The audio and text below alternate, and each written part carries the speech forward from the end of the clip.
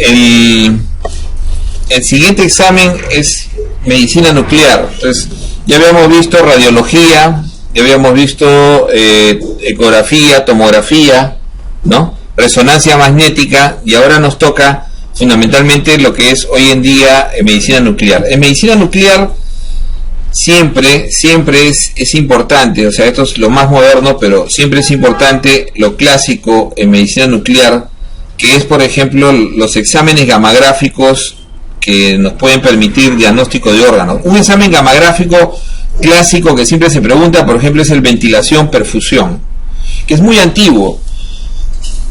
Todo examen gamagráfico, como le decía, parte del hecho de la emisión desde el cuerpo hacia en este caso el receptor puede ser un medio simplemente fluoroscópico, o puede ser una tomografía, un colimador, ¿ok?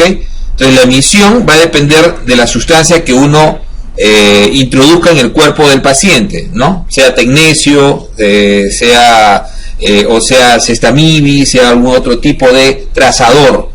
Estos trazadores nos sirven, en el caso del BQ siempre ha sido en el Perú muy difícil hacerlo, porque la perfusión gamagráfica es sencilla. La perfusión gamagráfica se hace por inyección directa al torrente sanguíneo del trazador, ¿no? Del trazador, generalmente de matices marcados, sin ningún problema, ¿no? Y se es específico para el órgano que uno quiere ver la perfusión. Entonces los estudios de perfusión se hacen sin ningún problema. En este caso, para lo que es el embolismo pulmonar, se hace con tecnecio la perfusión pulmonar, pero la ventilación es más difícil porque es un trazador inhalado. Entonces el trazador inhalado lo que hace en este examen en realidad es combinar trazador inhalado con trazador perfusión. De esa manera se cruza la información, y las zonas poco perfundidas, o sea, la imagen que nos va a dar esto es una imagen del pulmón, pongámoslo así, ¿no? La imagen del pulmón, y nos puede dar una zona poco perfundida, y la zona poco perfundida tiene que coincidir con una zona ventilación normal, donde el trazador de ventilación ingresa sin problemas. ¿Qué pasaría si esta zona poco perfundida del pulmón, el trazador no ingresa con dificultad, o ingresa con dificultad? Entonces podemos sospechar de que ahí hay un problema de tipo alveolar, o sea, no es un problema vascular. Por eso esa es la especificidad que le da este examen. El BQ se basa en correlacionar la perfusión, que es lo que mide la gamografía perfusión, con la ventilación con marcaje, donde el paciente se le pone una máscara especial, aspira el trazador, y entonces se hace la imagen, y la zona que no difunda bien el trazador inhalado, si coincide con la zona mal perfundida, entonces definitivamente eso va más hacia que sea un problema alveolar, neumonitis, neumonía, etcétera, y eso descarta que sea embolismo. ¿Cómo se debería ver un embolismo para que sea positivo? La ventilación libre, completamente libre, ingresa sin problemas, mientras que la zona perfundida, la zona de problema, tiene que estar hipoperfundida o poco perfundida, ¿ok? Este es un examen antiguo, pero que todavía se tiene una alta especificidad, especificidad. Hoy en día mayor sensibilidad, igual especificidad tiene la angiografía por tomografía, el angioten pulmonar. Por eso que hoy en día la prueba que más se pide en embolismo pulmonar es angioten, pero BQ sigue siendo una posibilidad muy alta, muy semejante a la angiotomografía, ¿ok?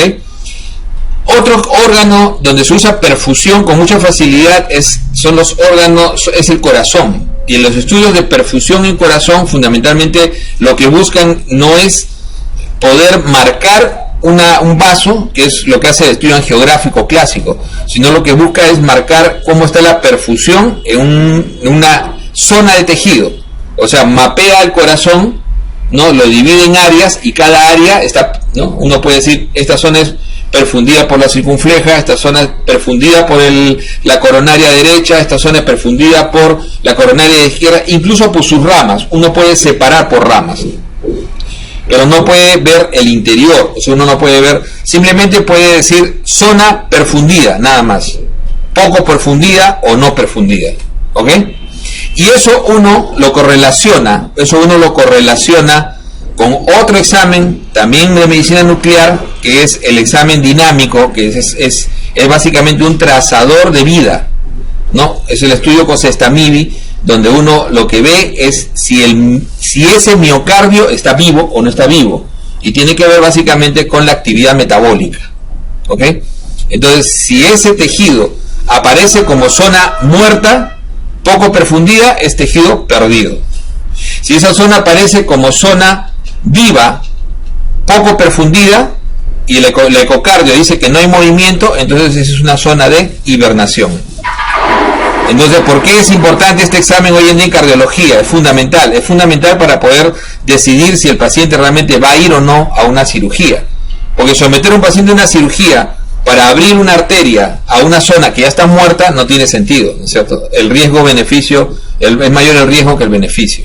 Entonces, para uno decir, yo le voy a hacer un puente a descendente anterior para salvar, ¿no?, la parte poco perfundida de septum y ventrículo anterior, entonces uno tiene que tener demostración de que ese tejido va a revivir, va a volver a funcionar, y uno tiene que demostrarlo a través del estudio gamagráfico de cardiología nuclear, si ese tejido está vivo pero hibernado. O sea, hibernado significa no se mueve, o sea, cae en el mínimo de actividad metabólica para evitar necrosarse, y esa capacidad tiene el corazón. Entonces ese es tejido hibernado. Ese tejido hibernado, esa es otra gran utilidad de la gamografía, ¿no? En neurología, la tomografía por emisión de positrones es bien útil, básicamente para estudios funcionales, ¿no? Usa radioisótopos como en los otros casos, ¿no? Y que emiten positrones, ¿no?, que son de vida muy corta, marcando moléculas del organismo que emplean su metabolismo. Fundamentalmente estudia síntesis de proteínas, ¿no? Entonces eso sirve mucho en pacientes que tienen diagnóstico no preciso de algunos tipos de demencias fundamentalmente y epilepsias muy complejas, ¿no?, para poder hacer diagnóstico diferencial, ¿no? También estudia neuroreceptores de enzimas, fármacos y neurotransmisores. Y la tomografía por emisión de positrones, que también se correlaciona igual con la actividad funcional cerebral fundamentalmente, y con algunos tumores, ¿no? Como le decía, en realidad la resonancia hoy en día es suficiente para poder definir la parte metabólica por la espectroscopía, ¿no? La espectroscopía lo hace a través de la mismo resonador, ¿no? No requiere ya la emisión por positrones, solamente cuando hay duda. Y como decíamos, los trazadores hoy en día también se utilizan para poder marcar ciertos, especialmente ganglios. Por ejemplo, en el caso, como le decía, de poder hacer disección ganglionar en el cáncer de mama, ¿no?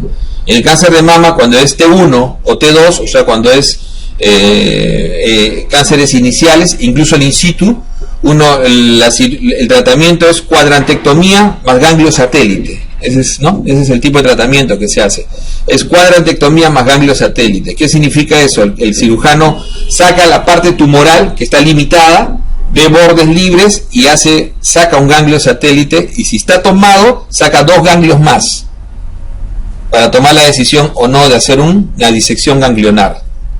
Pero si no está tomado el ganglio satélite, ahí queda. Acuérdense que la disección ganglionar es el vaciamiento axilar y tiene consecuencias quirúrgicas muy serias. Linfedema, generalmente casi el 100% de las mujeres quedan con linfedema. Por eso es que todos los estudios han demostrado que haciendo el ganglio satélite, si el ganglio satélite, que es el más cercano, ¿y cómo sabes que es el más cercano? Lo hace por detección gamagráfica. Entonces la paciente, el día que va a cirugía, se le hace detección gamagráfica de ganglio satélite, y con eso va marcado a sala de operaciones, y de esa manera puede el cirujano sacar el ganglio de forma precisa. Eso es una gran utilidad también de la gamografía. En nefrología, el examen más útil para la funcionalidad con correlación morfológica se le llama radiorenograma. El radiorenograma, un examen muy antiguo pero muy útil. Radiorenograma. Claro que cuando uno quiere tener una idea de la funcionalidad del riñón, lo primero que hace es una prueba de depuración asociada a una ecografía. La ecografía le va a dar idea de la córtico-medular, imágenes también, ¿no? La idea de la córtico-medular, si el riñón tiene obstrucciones, si hay hidronefrosis, no hay hidronefrosis, si hay un buen drenaje de la orina o no. Pero lo que no le va a dar idea, ni la ecografía, ni ningún otro examen, salvo el radiorenograma, es cómo está la perfusión en función a la eliminación de orina, o sea, una funcionalidad más completa. Esta idea que relaciona perfusión, ¿no? Perfusión y formación de orina, solamente la da el radiorenograma o la gammagrafía renal. Entonces, el estudio funcional más útil para el riñón es el radiorenograma. Es el estudio que te va, todos los demás te dan información indirecta. Acuérdense que la creatinina varía incluso por edad, peso, ejercicio, ¿no? Hidratación, etcétera. O sea, no es un examen muy preciso, ni siquiera la depuración de 24 horas. Acuérdense que la ecografía también nos da una información indirecta, o sea, solamente morfológica. Y lo único que te da una información funcional, real, es el radiorenograma. Esa es la utilidad fundamental de este examen. El intervencionismo hoy en día es una especialidad muy poco buscada, aunque es una especialidad de muy alto rendimiento económico, pero es muy poco buscada porque generalmente la sobreexposición a rayos es la más alta que hay. O sea, el radiólogo intervencionista es el que más se sobreexpone generalmente a la posibilidad de cualquier consecuencia del exceso de rayos, ¿no? Exceso de exposición a rayos. Su instrumento básico es la fluoroscopía, ¿no? El ecógrafo y por último el tomógrafo. O sea, hoy en día, dependiendo del tipo de intervencionismo, por ejemplo, un ecógrafo suficiente para una punción aspirativa, quiste diatídico, tratamiento hoy, tratamiento médico y aspiración ecográfica. Ya no es quirúrgico, solo se operan los complicados, ¿no?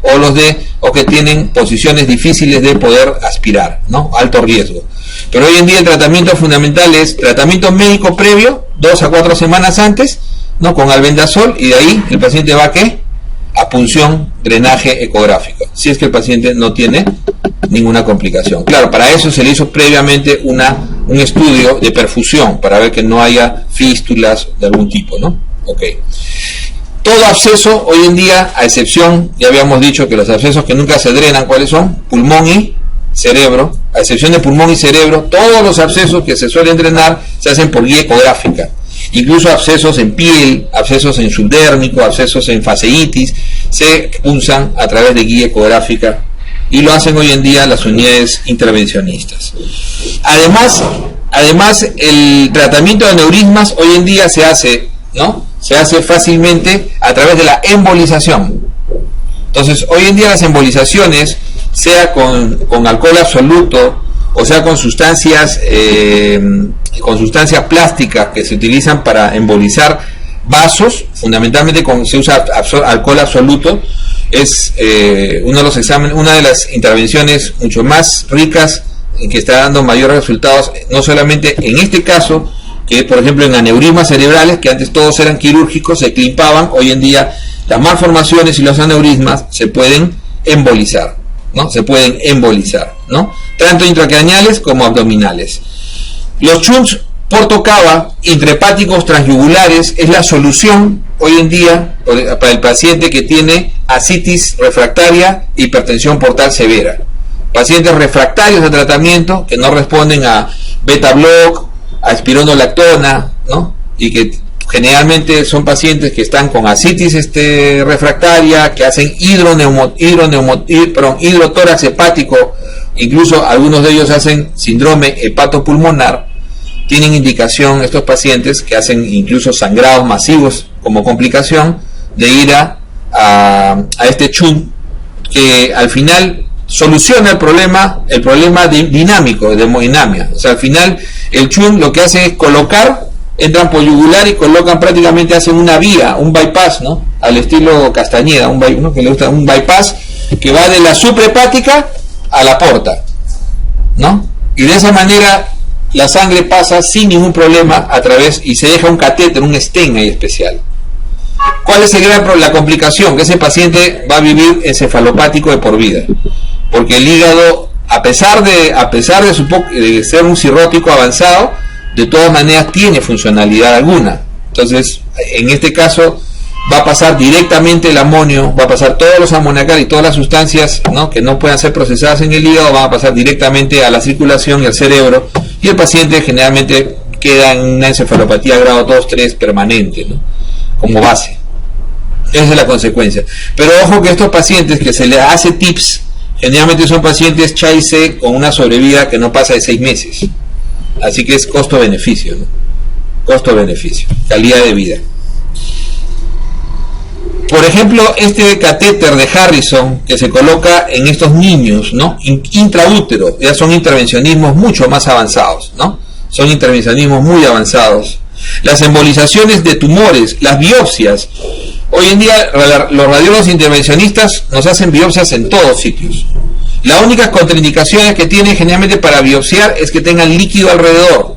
Por ejemplo, no entran cuando hay ascitis, porque pueden contaminar con células tumorales el ascitis y sembrar, ¿no? O sea, suelen no entrar. O sea, generalmente esa es la contraindicación que suelen encontrar.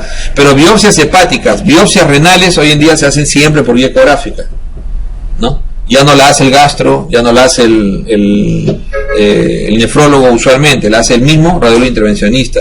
Hoy en día las VIPAs que hacían neuromólogos antes, hoy en día la hacen con mucha mayor facilidad un radiólogo intervencionista. Tienen mucha más mano, porque al final el paciente se beneficia en función a la habilidad manual y a la cantidad de procedimientos que uno haga por semana.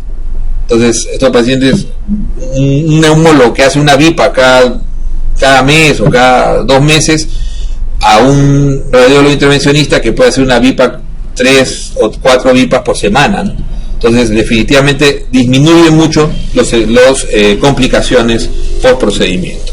La embolización, hoy en día, por ejemplo, es el tratamiento de elección en el hepatocarcinoma y en algunas lesiones metastásicas, pero fundamentalmente en el hepatocarcinoma. Entonces, uno puede embolizar lesiones tan grandes, incluso, ¿no?, lesiones muy grandes, y se embolizan, ¿no?, tumores. Pero no solamente tumores malignos, también benignos. Hoy en día, la radiología intervencionista puede embolizar próstata, y ya está demostrado. Por lo menos, yo cuando si llego a los 60 me embolizo la próstata.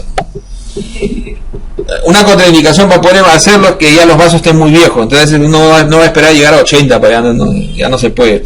Entonces entran simplemente por la femoral, se van por la pudenda, llegan tranquilos, cogen una parte de la próstata, escogen el vaso y embolizan, y les pueden embolizar hasta el 50% de la próstata, y eso como si hubiesen sacado el 50% de la próstata.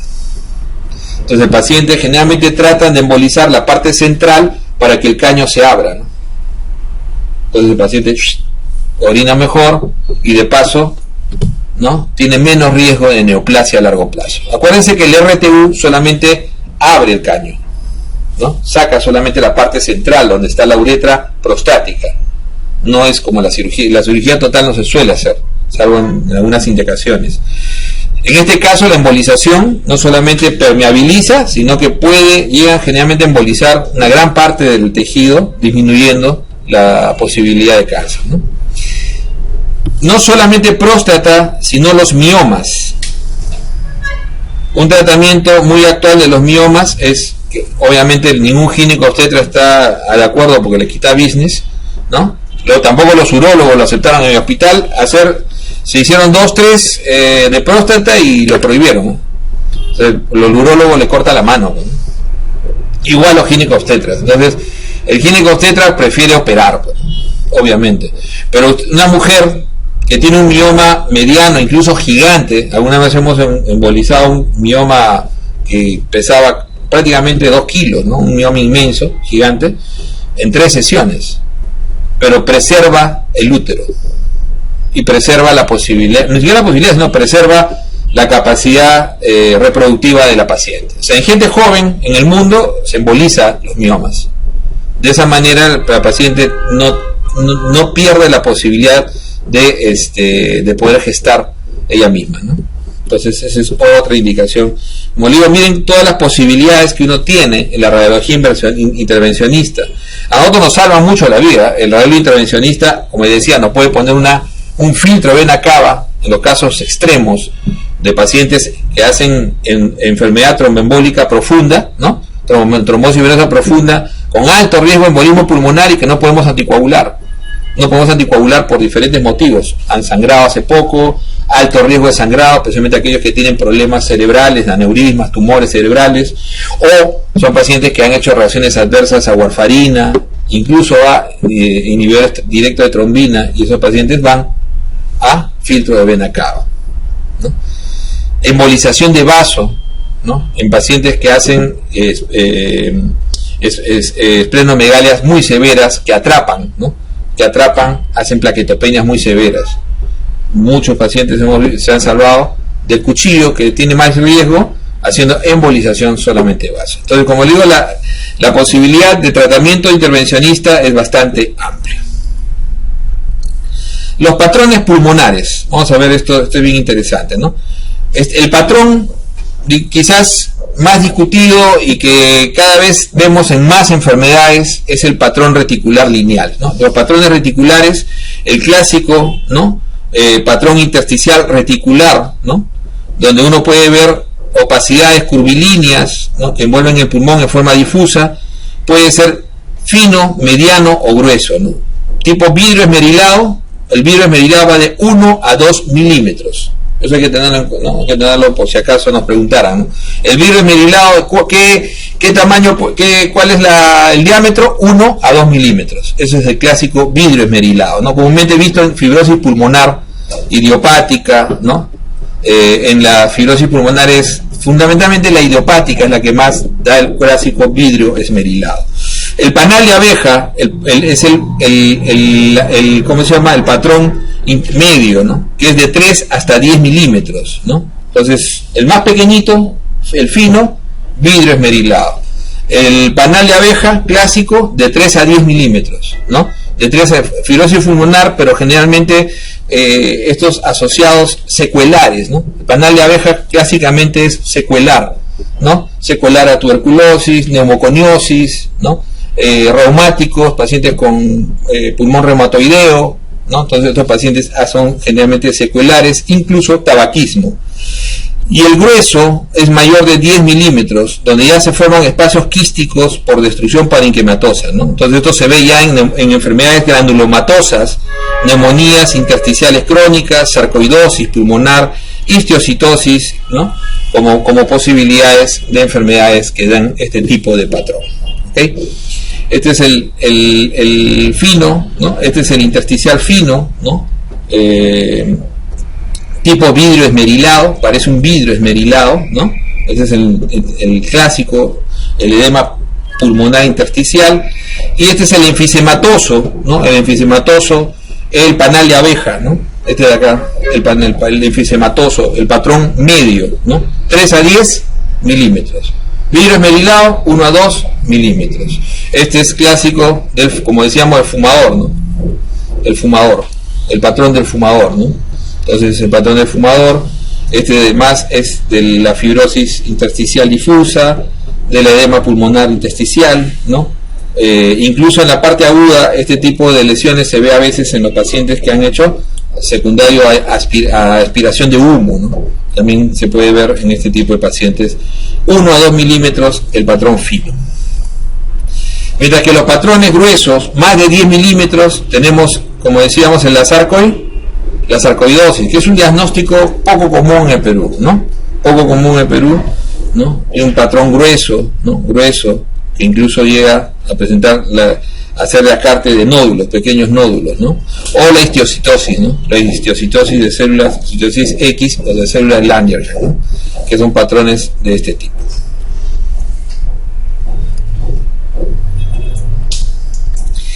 el patrón, ese es el patrón, ¿no? Ese es el patrón intersticial, este es el patrón retículo nodular, ¿no? El patrón retículo nodular es un patrón intersticial, retículo nodular, producto de superposición de varias sombras reticulares o por presencia de sombras retículo nodulares pulmonares, ¿no? Entonces, acá tenemos clásicamente la silicosis, la sarcoidosis también da patrones retículos nodulares, así como veíamos el patrón grueso, reticular puro, y la carcinomatosis linfangítica, ¿no? Como patrones clásicos retículos nodulares, ¿no? O sea, retículos nodulares clásicamente sarcoidosis, silicosis, carcinomatosis, como los ejemplos de patrones retículo, ¿no? Nodulares. Y el lineal, ¿no? El lineal, las clásicas líneas, ¿no? Patrones lineales de Kerley, ¿no? A, B y C de Kerley, ¿no? Las líneas B del edema pulmonar, las líneas A de la fibrosis, ¿no? Y las líneas C también de la fibrosis basal, ¿no? Las líneas, los patrones lineales intersticiales que se observan en procesos que espesan el intersticio axial, broncovascular, ¿no? Puede ser axial, periférico y el engrosamiento axial intersticial, ¿no? Estos se suelen llamar, ¿no? El periférico, el engrosamiento clásico produce lo que se llaman las líneas de Kerley.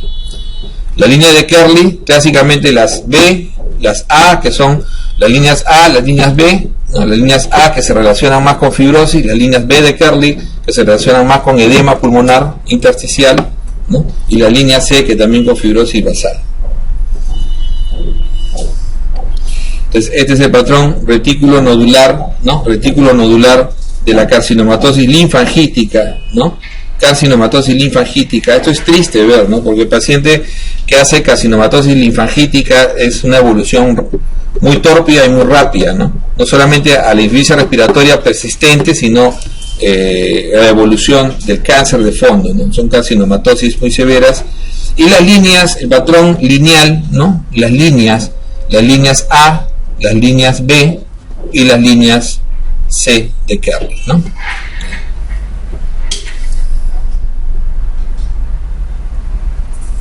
La consolidación, o sea, en pulmón, otra de los patrones, el patrón clásico de consolidación, ¿no? Que se refiere básicamente a la opacificación, ¿no? Del espacio aéreo, que puede verse tanto en radiografía como en tomografía, ¿no? Como en la tomografía de tórax, ¿no?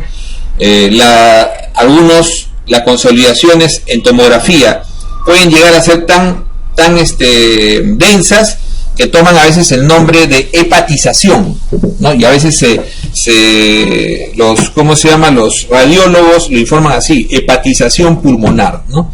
Porque llega a tener una densidad semejante al hígado. Entonces por eso lo ponen así como hepatización de pulmonar en la tomografía, ¿no? En la tomografía. O sea, hay muchas cosas que pueden llenar los alveolos, no pueden llenar los espacios alveolares, líquido, por ejemplo, insuficiencia cardíaca, clásico, ¿no? El edema pulmonar, ¿no? Por agua, pus, la neumonía, obviamente, sangre, la hemorragia pulmonar difusa, ¿no? La hemorragia pulmonar difusa, vasculitis, pacientes con especialmente con síndromes vasculíticos, fundamentalmente hacen este tipo de hemorragias pulmonares difusas.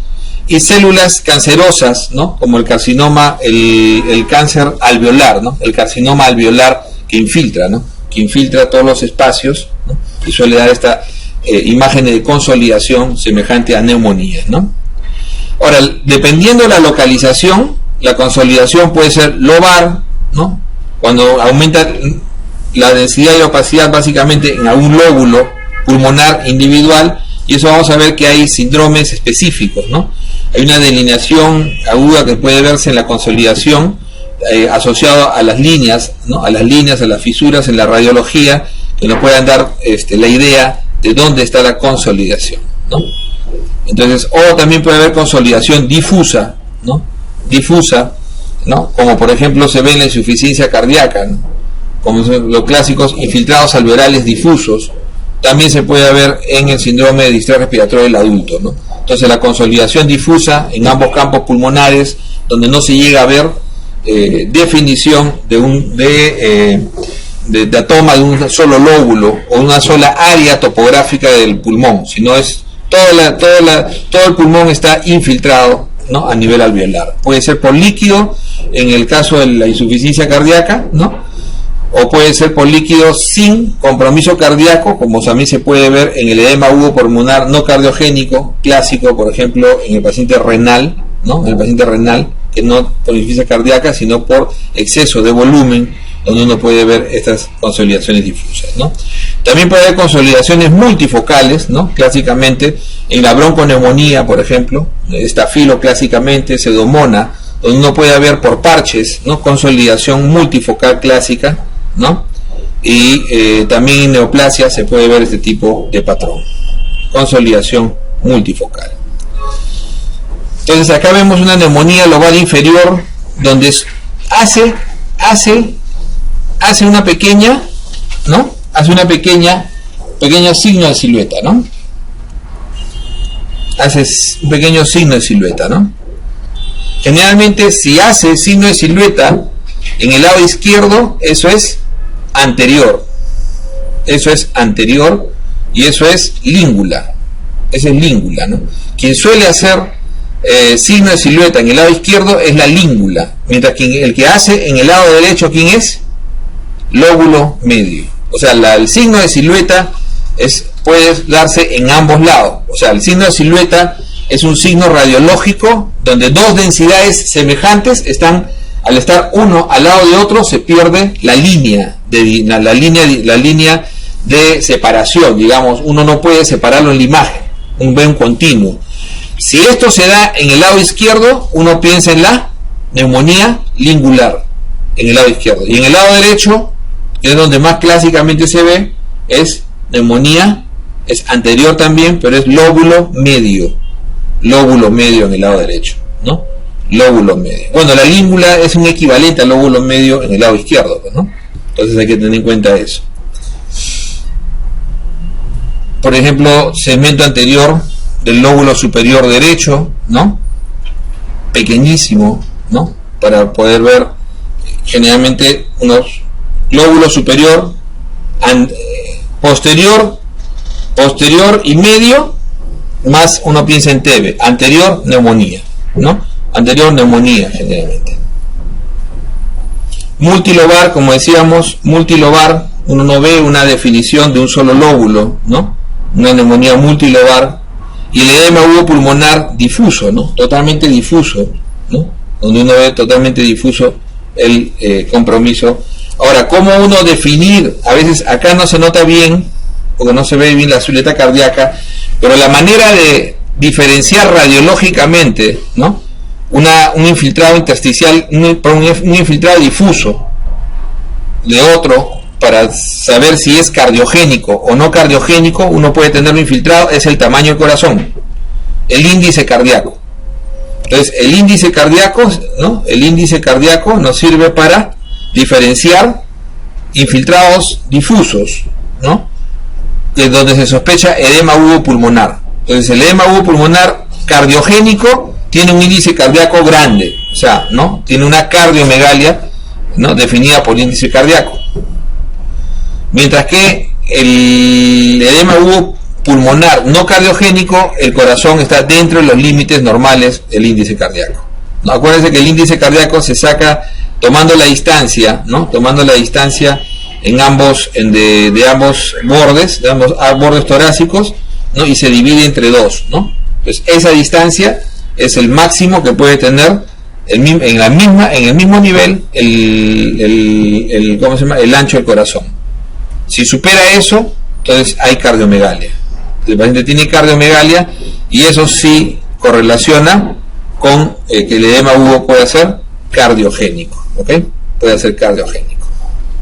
Como decíamos, signo de silueta, lado izquierdo, neumonía lingular, ¿no?, base anterior, ¿ok? Neumonía lingular, ¿no? Uno le pueden preguntar, neumonía lingular. ¿Con quién colinda? Fundamentalmente con el ventrículo izquierdo, ¿no?, con el ventrículo izquierdo. Signo de silueta, el lado derecho, lóbulo medio. ¿Con quién colinda? Fundamentalmente con aurícula izquierda, ¿no?, con aurícula derecha, perdón. Este colinda básicamente con aurícula derecha. Esto generalmente lo que está acá es aurícula derecha, y acá es ventrículo izquierdo. ¿Ok? Entonces, a veces la pregunta puede ser maliciosa, ¿no? O sea, si colinda con la aurícula derecha, ¿no?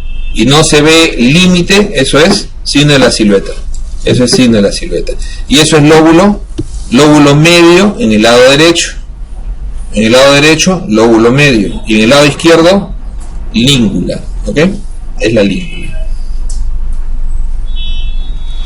Las neumonías redondeadas. Neumonía redondeada raramente es infectada, ¿no? Generalmente son de evolución tórpida. Algunos pacientes hacen neumonías redondeadas, clásicamente Klebsiella y estafilococo a veces hacen neumonía redondeada.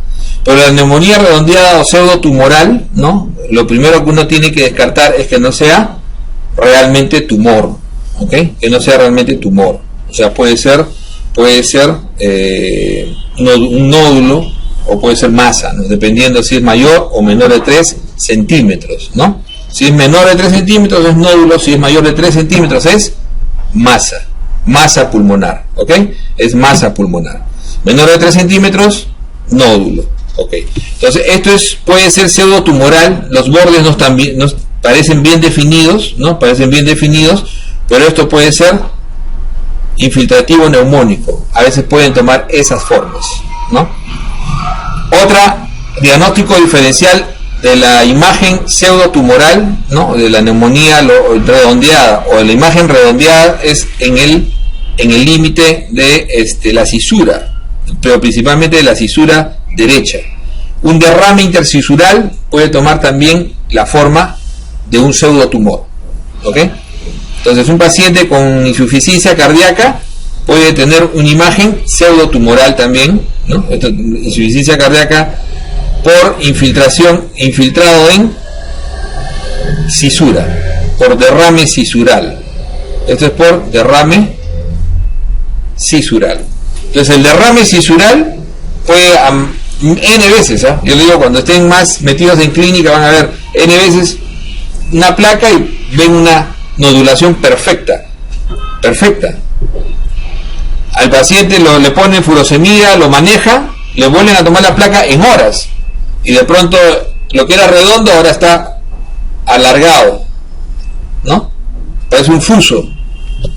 Y le toman al día siguiente, después de haber completado bien el tratamiento de insuficiencia cardíaca, y solamente ven una línea, o sea, ya solamente ven el derrame cisural típico, ¿no?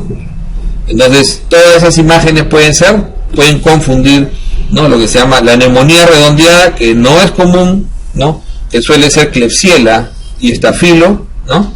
Que se llaman imágenes pseudotumorales, hasta no demostrar lo contrario. Obviamente, el diagnóstico tiene que pasar por tomografía para poder evidenciar bien si esto es masa, si es más de 3 centímetros, o es nódulo, si es menor de 3 centímetros, o es una neumonía. ¿Ok? La neumonía necrotizante. Las neumonías necrotizantes, lo habíamos dicho alguna vez, ¿no? Las neumonías necrotizantes generalmente están en función a Staphylococcus aureus, ¿no? Staphylococcus aureus, Pseudomonas aeruginosa, en el intrahospitalario fundamentalmente, tuberculosis y Aspergillus. Estas son las 4 etiologías que se suelen pensar cuando uno tiene neumonías necrotizantes, ¿no? O sea, necrosis, lo que pueden producir necrosis y pueden producir cavidades, ¿no? O sea, lo que suelen cavitar. Estos pueden producir generalmente cavitación, ¿no? Pero como neumonía necrotizante, clásicamente estafilo y pseudomonas, ¿no? Son los que provocan este tipo de imágenes compactas donde uno suele ver aire, ¿no? O pequeños neumatoceles, espacios donde se comienza a necrosar y producir espacios de aire, incluso con niveles que pueden evolucionar a abscesos o pueden evolucionar simplemente a cavidades, ¿ok?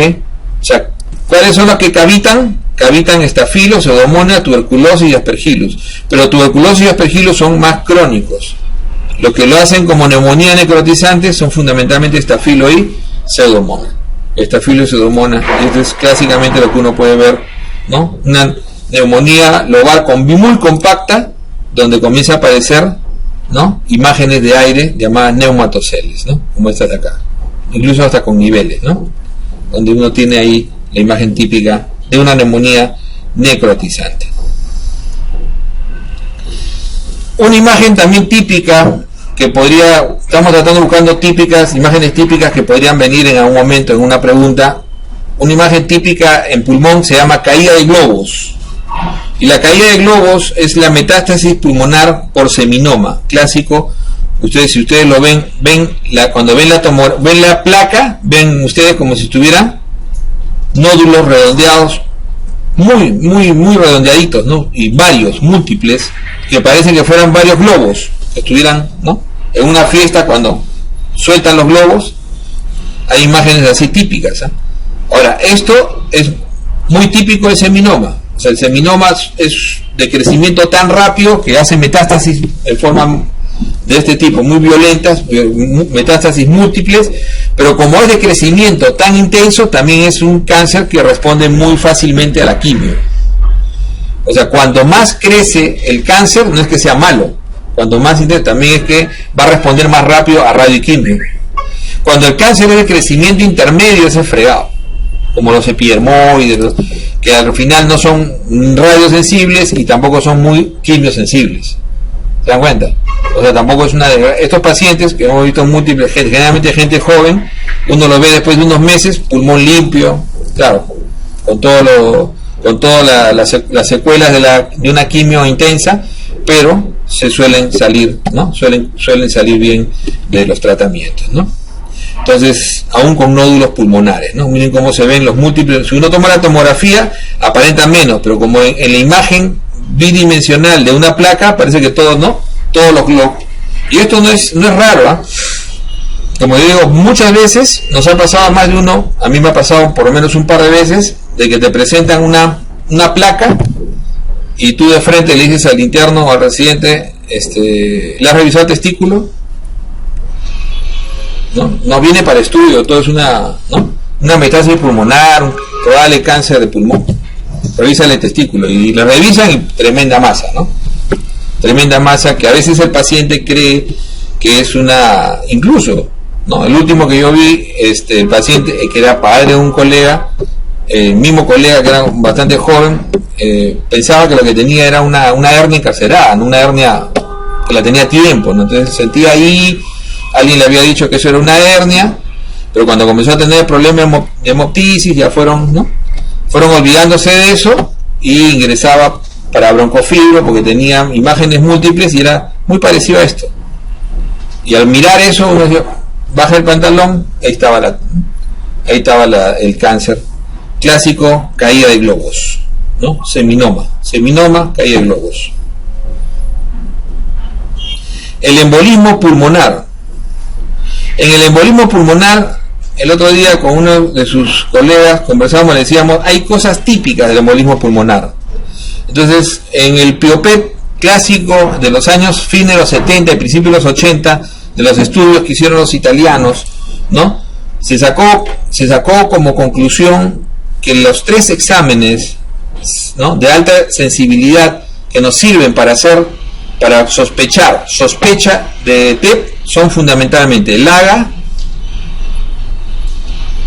el EKG y la radiografía de tórax. Entonces yo le decía a su colega, en el AGA que habíamos revisado AGA, en el AGA clásicamente uno ve insuficiencia respiratoria, como mínimo hipoxemia, ¿no? Pero la mayoría están en insuficiencia respiratoria oxigenatoria, con una gradiente alveolo arterial muy alta, de las más altas que uno suele ver, ¿no? Gradientes alveolos arteriales que suelen ser mayores de 100, muy altas, ¿no? La gradiente. Entonces es típico del LAGA del paciente con TEP, ¿ok? La electrocardiografía, clásicamente hay taquicardia sinusal, siempre hay taquicardia sinusal, o sea, pero eso tiene una baja especificidad, y quizás la lesión que puede ser casi patognomónica es la onda S en 1 que habíamos hablado la semana pasada, la onda Q en 3 y la onda T en 3, ¿no? Entonces la onda T invertida en 3. El patrón S1, Q3, T3, que se ve en el 20% hasta 30% de estos pacientes, ¿ok? Pero el 100% hace taquicardia sinusal. Y un grupo pueden debutar la FA también con fibrilación auricular asociada, ¿ok? Y la radiografía de tórax siempre se tiene que tomar, porque uno tiene que descartar que el paciente no tenga neumonía, o sea, uno tiene que descartar que el paciente no esté haciendo el cuadro ni por edema pulmonar ni por neumonía, ¿no? Se supone que es un evento vascular. ¿Y qué es lo que vamos a ver? Un signo, esta zona, por ejemplo, está hipoémica. Es más oscura que el resto, si se dan cuenta. Miren el resto, generalmente toda esta visión que uno tiene en el pulmón la da fundamentalmente la vasculatura, ¿no? Esa imagen que uno tiene en el pulmón, ¿no? Con ese jaspeadito que a veces uno dibuja, ¿no? Es básicamente la vasculatura. Pero en esta zona, si se dan cuenta, ha disminuido la vasculatura, se ve un poco más oscura. Eso se llama zona hipoémica, ¿ok? O translúcida, ¿no? O radiolúcida, como decíamos hace un momento. Esta zona hipoémica, que también se ve ahora en la tomografía con mayor precisión, ¿no? Cuando uno hace la tomografía de este paciente, uno lo va a ver con mayor precisión. Ese se llama el signo de Westermarck. Es el signo de Westermarck, ¿no? Es el signo de Westermarck, donde el paciente se observa una zona de hipoperfusión, o también llamada zona hipoémica. Eso se ve también entre el 20 y 25% de los pacientes. Ojo que, ¿por qué no se ven todos los pacientes? Porque esto generalmente traduce que esa zona está hipoperfundida, por lo tanto debe ser un embolismo moderado a severo y puede hacer necrosis pulmonar. Acuérdense que el embolismo pulmonar, su consecuencia, ¿cuál es? Infarto pulmonar. O sea, el paciente puede hacer infarto pulmonar, ¿ok? Y además de eso, el signo de Fleischner y la joroba de Hampton, que fundamentalmente, ¿no? Son los tres signos. El signo de Fleischner y la joroba de Hampton se refiere fundamentalmente a el incremento de tamaño del cono de las pulmonares. Miren este cono de pulmonar, bonita. Ven ustedes acá, parece que tuviera dos antenas, ¿o no? ¿Parece o no? Parece que tuviera dos antenitas. Miren, ahí le he puesto el rojo. ¿Ustedes ven? ¿No? Parece que tuviera dos antenitas. Y esto parece que fuera un cuello. Por eso le digo, es imagenología, pues. Tienen que imaginar. Entonces, yo siempre decía a los alumnos, ¿cómo se llama esto en radiología? Eso se llama, la imagen clásica del cono de la pulmonar derecha es la cabeza de caracol. Ahí están las dos antenas, miren las dos antenas, la cabecita con sus dos ojos mirándoles y el cuello. Ese se llama cabeza de caracol. Esto suele medir no más de 20 milímetros en el varón y no más de 18 milímetros en la mujer, ¿no? Entonces, 20 en el varón y 18 en la mujer como distancia, ¿no? Como distancia, como ancho. Si mide más de eso, generalmente eso correlaciona con la posibilidad de hipertensión pulmonar, y es una consecuencia lógica del embolismo pulmonar. Correlaciona con embolismo pulmonar, pero correlaciona obviamente, ¿por qué? Por hipertensión pulmonar. Y eso en imágenes se ha dado a llamar signo de Fleischner, ¿no? Y joroba de Hampton, ¿no? El haber hecho la joroba de Hampton, ¿no? Que se ve como si fuera una joroba encima, y el signo de Fleischner, que es esta, ¿no? Como si fuera una línea hacia arriba, si se dan cuenta. Son signos radiológicos que obviamente no nos ponen, nosotros no tenemos un examen que nos pongan imágenes, solamente hay que mirarla, pero acordarse, ¿no? ¿Qué signos radiológicos pueden haber? Westermarck, ¿no? El signo de Fleischner y la joroba de Hampton. Esos son clásicos ¿de quién? De la radiología del embolismo pulmonar. Entonces, regresando, cuando uno dice allá, tienes entonces Westermarck, tienes el signo de Fleischner y la joroba de Hampton. Ok. Todo esto te da una posibilidad, es posible. Entonces dice, ¿Es posible que sea embolismo? Sí es posible. Entonces ustedes como R1 cuando entren, dice, oye, el paciente está con insuficiencia respiratoria, es brusco, es súbito, ¿qué tiene de fondo? Cáncer. A ver, dale el electro, chita, tiene. A ver, tómale la placa, pucha, no hay neumonía, y podría ser. Tómale el AGA, uy, gradiente alto. Entonces ya tienes la que sea posible. ¿Cuándo se convierte en probable? Se convierte en probable cuando le haces el dímero D. Entonces paralelamente ya le mandaste, ¿no?, tus análisis, y entre ellos les manda dímero D, y viene el dímero D y te sale negativo. Entonces la probabilidad se acaba, porque la fuerza mayor del dímero D es valor predictivo negativo. O sea, la mayor fuerza del dímero D es valor predictivo negativo. Si me sale normal, o sea, casi, no imposible, pero casi imposible que sea embolismo. Tiene que salir alto. Y si te sale alto, puede ser, es probable. Pero tú sabes que al final el paciente con cáncer eleva dímero D porque hace trombosis intratumoral. El paciente postrado también eleva dímero D porque hace lesiones de estasis. El paciente con hematomas, el paciente posoperado, etcétera, ¿no? Entonces las causas que el dímero D esté alta son múltiples, no solamente es embolismo. Por eso que nos da más que todo el valor predictivo negativo. Yo hago un dímero D para decir, me incrementa las probabilidades. ¿Por qué? Porque si es negativo, entonces no es. Y si es positivo, entonces sí puede ser, y entonces le hago, ahí sí gasto mi billete y hago su angiotem pulmonar. ¿Ok? Su angiotem pulmonar. Y así ya diagnostico. Claro, ¿qué hacemos nosotros? Desde el momento que ya tenemos la posibilidad y es probable, el dímero D es alto, nosotros ya empezamos acá a anticoagularlo. ¿Y con cuánto lo anticoagulan? Lo anticoagulan con 1 a 1.5 de enoxaparina cada 12 horas, ¿no? 1 a 1.5 por kilo, ¿no?, de enoxaparina como mínimo. Entonces acá ya empiezan a anticoagularlo con enoxa. Cuando usan heparina no fraccionada, o sea, la común, la sódica, cuando el paciente es de alto riesgo hemodinámicamente inestable, paciente renal, entonces ese inestable hemodinámicamente o con sospecha de que sea masivo, ¿no?, grave, ese es, generalmente usa heparina sódica, o sea, la más antigua. ¿Y por qué usan la sódica? Porque es más fácil de retirar y de revertir, mientras que la enoxaparina tiene más vida media. Entonces la enoxaparina, por eso se evita, es preferible no usarlo en otros pacientes inestables.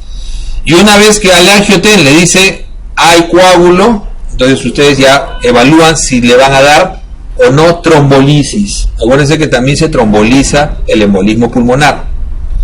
Y deciden, dependiendo del tipo de rama donde está el coágulo, ustedes deciden si lo trombolizan o no lo trombolizan. ¿Ok?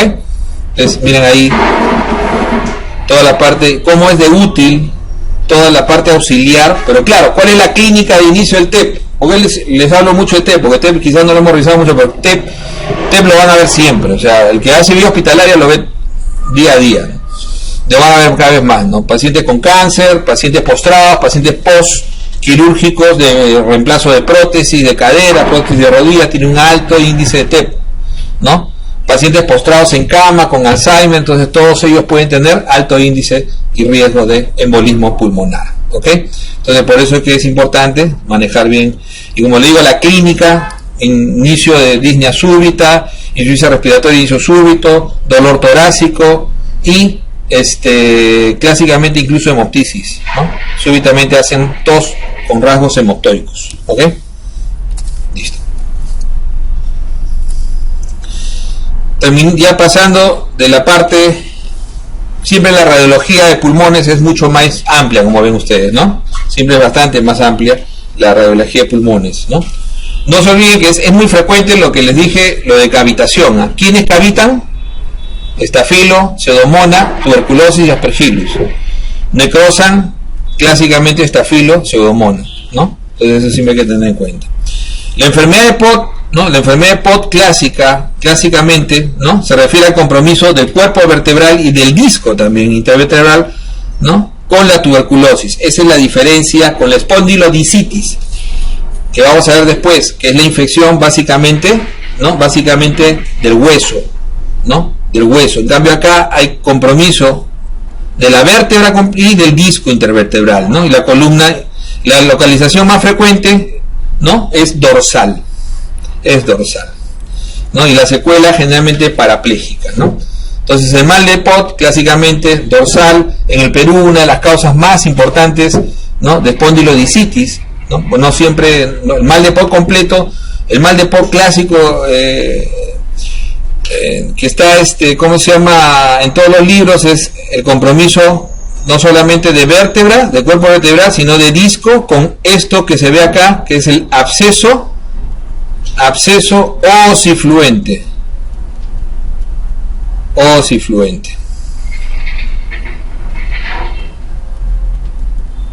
El absceso osifluente. Entonces es clásico, ¿no? Pero la tuberculosis también, al atacar la columna, puede no producir un Pott clásico y puede producir solamente una espondilodicitis, que es la infección solamente de la vértebra, ¿no? También produce absceso.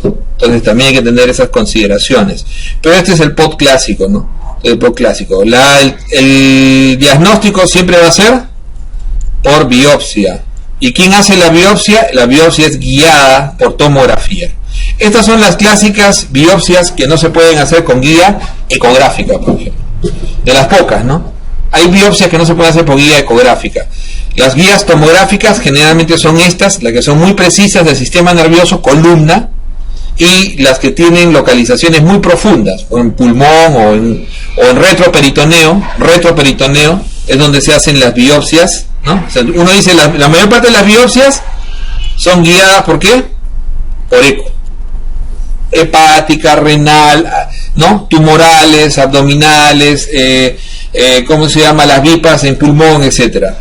Pero ¿cuáles son las biopsias guiadas por tomografía? Esta es una de ellas. Columna, o sea, columna, ¿no? Columna, vértebra, ¿no? O sea, las biopsias vertebrales. Esas tienen que ser por guía tomográfica. Para espondilodicitis, para mal de Pott, para neoplasias ¿no? Para lesiones, fracturas patológicas. La fractura patológica de columnas es una fractura clásica llamada fractura por aplastamiento, ¿no? Entonces uno en la radiología clásica, que se ve disminución de la altura de una vértebra. Entonces uno va contando la vértebra, de repente ¡pum!, aparece una chatita, ¿no?, aplastada. Esa es fractura por aplastamiento. Esa fractura por aplastamiento, salvo que la historia sea muy clara de osteoporosis, mujer con dolor crónico y con, ¿no?, y el hueso parece ¿cómo se llama? Parece, ¿cómo se llama? Merengue, ¿no?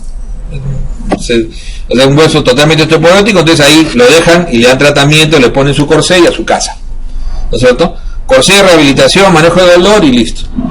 Pero si no hay esa correlación tan perfecta como para que uno diga que es osteoporótico, uno tiene que biopsiarlo.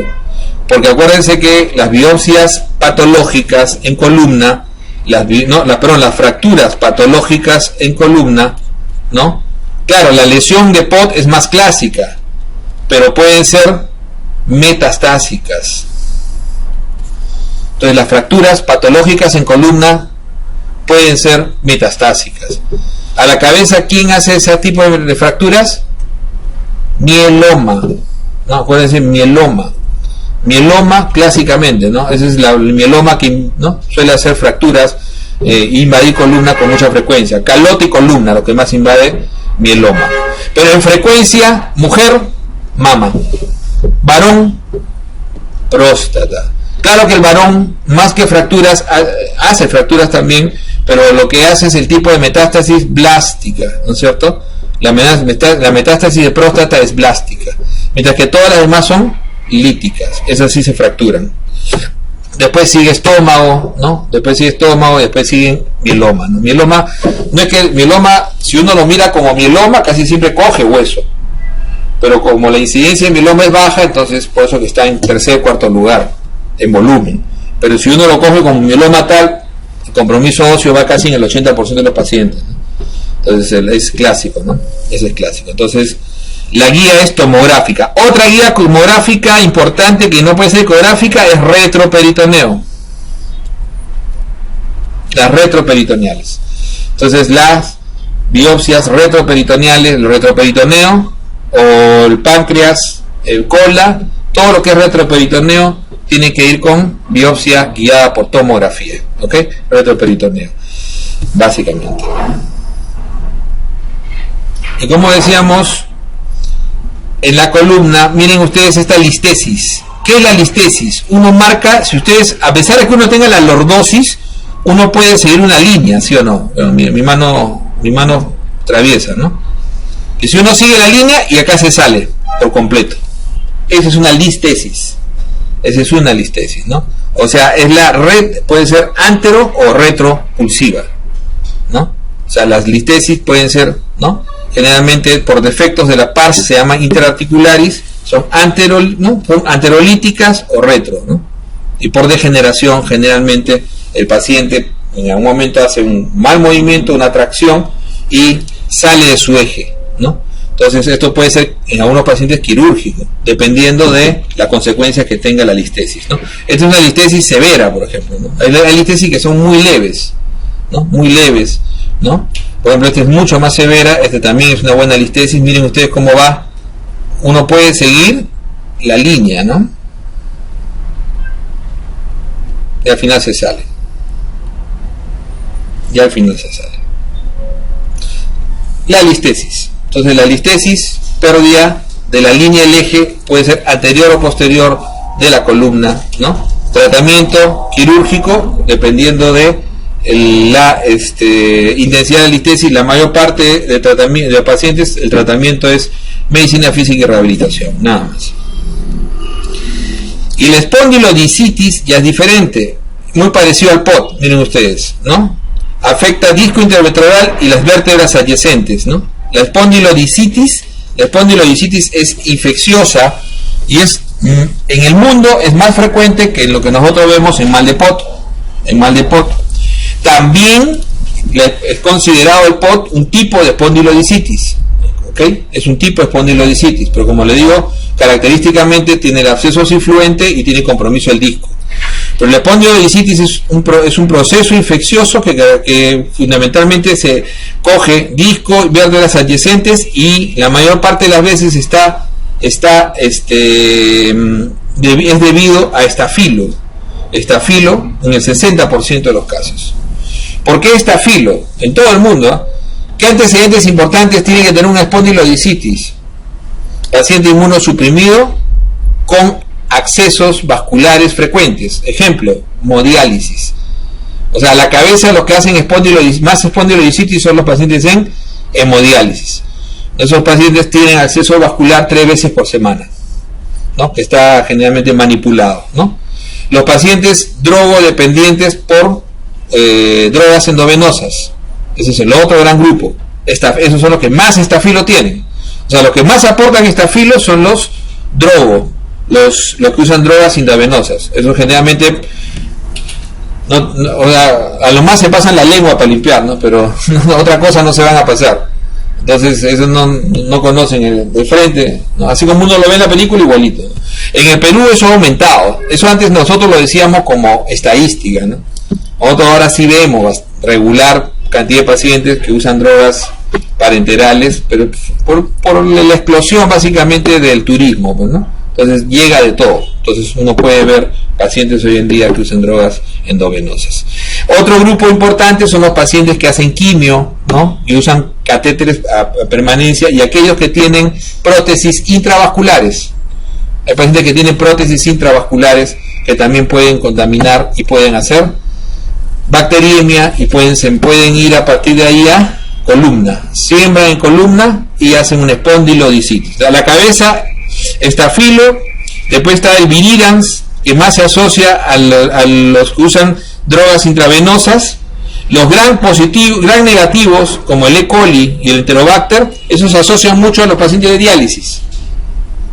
Los pacientes de diálisis son los que se asocian más a gran negativo, pues tienen más hacia el intrahospitalario. Y en nuestro país, el Mycobacterium no es el cuarto lugar, es el segundo lugar. En los pocos reportes que hay en el país, Mycobacterium, o sea, POT o espondilodicitis tuberculosa es frecuente, ¿no? En otros países es más raro, porque tienen menos incidencia que la nuestra, pero nosotros sí tenemos una buena cantidad. Y un último diagnóstico de espondilodicitis raro es brucela. También puede haber espondilodicitis por brucela, pero es mucho más raro. Es mucho más raro. Vamos al hígado ahora, ¿no? Entonces en el hígado, ¿no? Por ejemplo, tenemos tumores típicos. El tumor más frecuente es el hepato-CA, pero el segundo tumor más frecuente es el colangiocarcinoma, ¿no? Y el colangiocarcinoma suele pueden ser intra o extrahepáticos, ¿no? Y uno puede ver, ¿no? Masas, ¿no? Uno puede ver masas alrededor de la vía biliar, uno puede ver masas alrededor de la vía biliar características, ¿no? El examen por excelencia acá, ¿cuál va a ser? La colangioresonancia.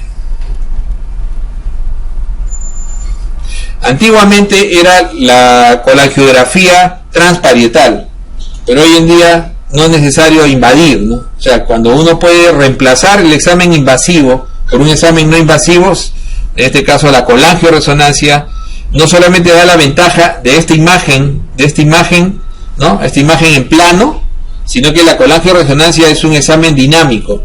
O sea, el radiólogo tiene todo el proceso de instilación del contraste para poder ver, ¿no? Para poder reconstruir, y entonces lo va viendo conforme va avanzando, y eso le da una idea mucho mejor para poder hacer el diagnóstico. Por eso que a veces el informe es importante. En la colangioresonancia, yo a veces digo, el informe cuando es una placa plana, tú lo puedes hacer mejor, pero cuando es un examen de este tipo, donde el radiólogo tiene el video, entonces tiene siempre la ventaja de poder ver la imagen en forma dinámica. Entonces va viendo fase por fase, y eso le permite, ¿no? Precisar mejor la tumoración, ¿no? El engrosamiento, el flujo, y te da, por eso que el informe ahí es rico, ¿no? Sobre la colangioresonancia, y generalmente lo que hace el radiólogo es mandarte imprimir justo las imágenes que le sirvieron para hacer diagnóstico. ¡Pam! Te manda las imágenes. Y cuando son intrahepáticos, miren, llegan a verse hasta como tumores clásicos, ¿no? Colangio inmenso, ¿no? Intrahepático, que generalmente estos se diagnostican por biopsia hepática. Clínica del colangio clásico es que las ictericias más severas con prurito, clásico, ¿no? Ictericia, ¿no? Ictericia, prurito, ¿no? Y dolor, ¿no? Es el paciente sin fiebre, obviamente. Es el paciente que clásicamente hace dolor, ictericia muy severa, no son las ictericias más severas que van a ver, generalmente pasa de 20 de bilirrubina total, con mucho prurito. Esa es la clínica clásica del colangio. Es de las ictericias que más prurito produce. O sea, la que más se asocia a prurito es colangiocarcinoma, clínicamente. Imágenes clásicas, la que más van a ver, estos ya son exámenes de pancreatografía endoscópica, ¿no? Retrógrada, ¿no? PCRE, o también le dicen CEPRE, o los gringos le dicen ERCP.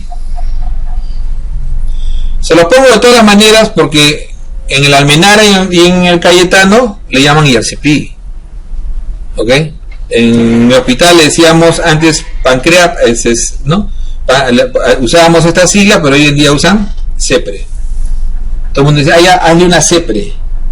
Ya. Entonces, la pancreatografía endoscópica retrógrada hoy en día tiene mucho más aplicaciones. La más clásica es detectar esto. ¿Qué cosa es? Una coledocolitiasis. Y la coledocolitiasis, ¿no? Incluso hoy en día hay pancreatos con litotriptor. Hoy en día se puede hacer litotripsión. Ya hay dos aparatos en el país que pueden ingresar, si el cálculo es muy grande, no lo pueden sacar con canastilla, porque esto generalmente lo sacan con canastilla, ¿no? Entonces pueden hacer partirlo por litotripsión y sacarlo. y sacarlo en pedazos. O lo pueden destruir, que ahora están haciendo mucho eso, lo destruyen y te dejan el stent para que no se obstruya.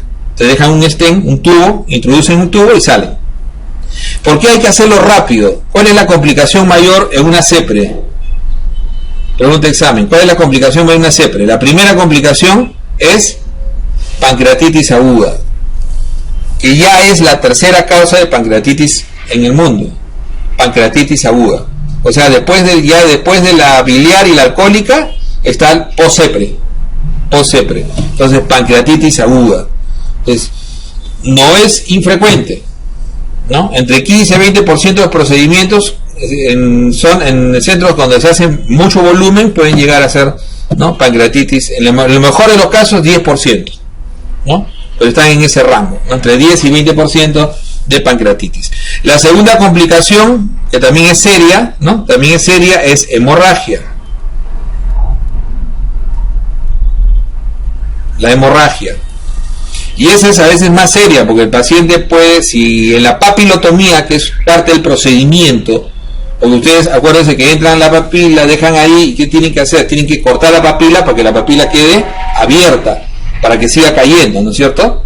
Entonces le dejan la prótesis, a veces pero igual tienen que hacer la papilotomía, porque la papila puede inflamarse y cerrarse. Entonces hacen la papilotomía. Esa papilotomía, si no le hicieron buena hemostasia, comienza a sangrar. Si tiene la mala suerte, cogerle un vaso, el paciente se va a hemorragia y algunos se han muerto, ¿no?